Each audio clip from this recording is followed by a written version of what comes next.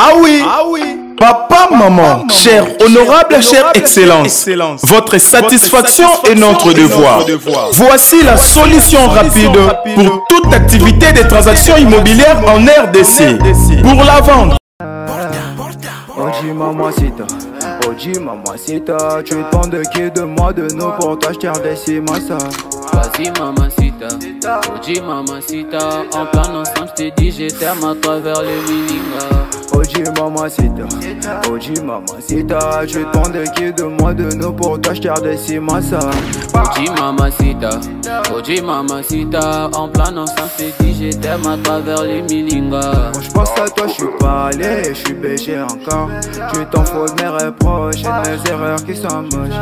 La bonne j'arrange mes souvenirs dans la rage, je deviens rage quand je suis dans le Mbote libota la ngai mbote na biso esengo mingi ya ko présenter biso immeuble oyo ndaku oyo ya R+1 oyo ezana 6 appartements habitables awa tozota nano libanda na yebi ke tokota na kati otoyeba kotala yango lisusu bien en face koyeba composition ya chaque appartement ndenge ezali et puis ndenge ba tongeli yango.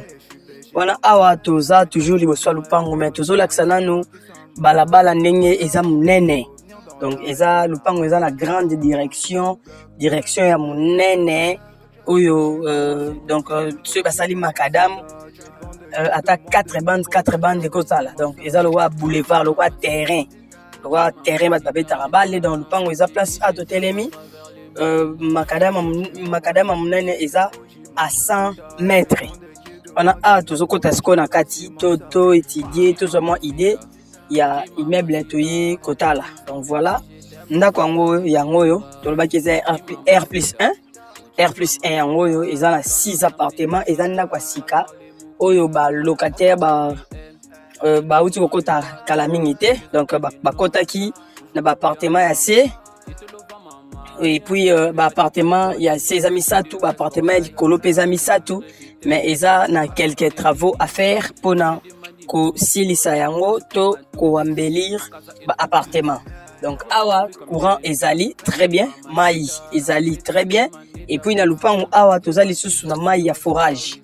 Donc ozana mai oyo normal il y a régie des eaux, ozana mai ya forage, ozana courant, ozana 3 lignes ya courant.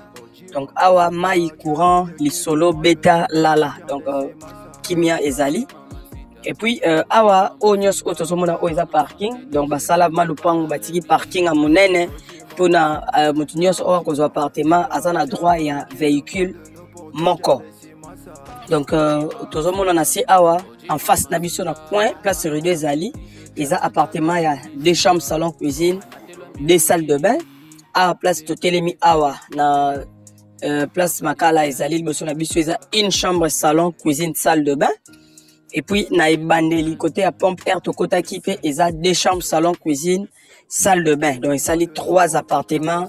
Na c'est à titre de rappel, awa toza na commune ya Nsele na quartier Kinkole pêcheur donc place bakenda kolia maboke so komi aéroport au Royo Kakaka ba taxi Kinkole pêcheur Kinkole maboke donc eza na quartier o lupango oyo ezali. Donc wana tozo matasko likolo poto total ba appartement o eza likolo ba grandeur à travaux etikali ce qui est-ce qu'ils a travaux monene to eza mukie to découvrir yango ensemble. Donc wana automati likolo appartement na biso ya likolo yango to ekotala ya liboso yango yo eza ya 1 chambre salon cuisine salle de bain eza presque déjà fini ba travaux etikali a eza kaka carreau. Et puis quelques biloko, il y a toilette, il y a cuisine, donc ils ont déjà à 90% fini.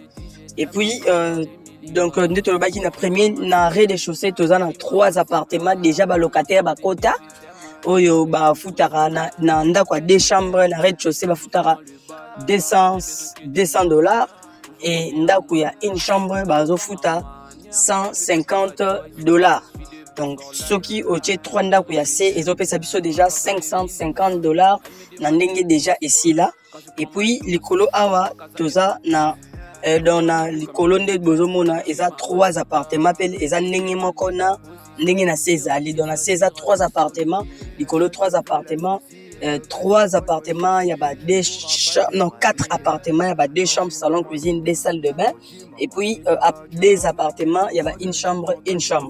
Donc ce routier n'a pris à $200 par appartement, il y a 2 chambres, des à 4 et on peut s'habiller sur $800 le mois, et plus des appartements où il y a une chambre, bazo foot à 150. Donc on peut s'habiller sur $1100 le mois, ce qui va appartement nyonso et sili. Donc voilà un peu revenu mensuel, il y a le pango oyo nengi ezali $1100.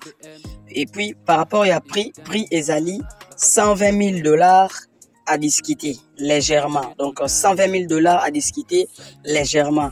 Par rapport à dimension ezali 11 mètres sur 30. Le pango est à 11 mètres sur 30. Na prix à $120,000 à discuter. Et dans 6 appartements. Et la biso $1,100. Donc à tout ça, na commune Yanseli, quartier Kinkole, Pêcheur. Merci beaucoup. Bye bye.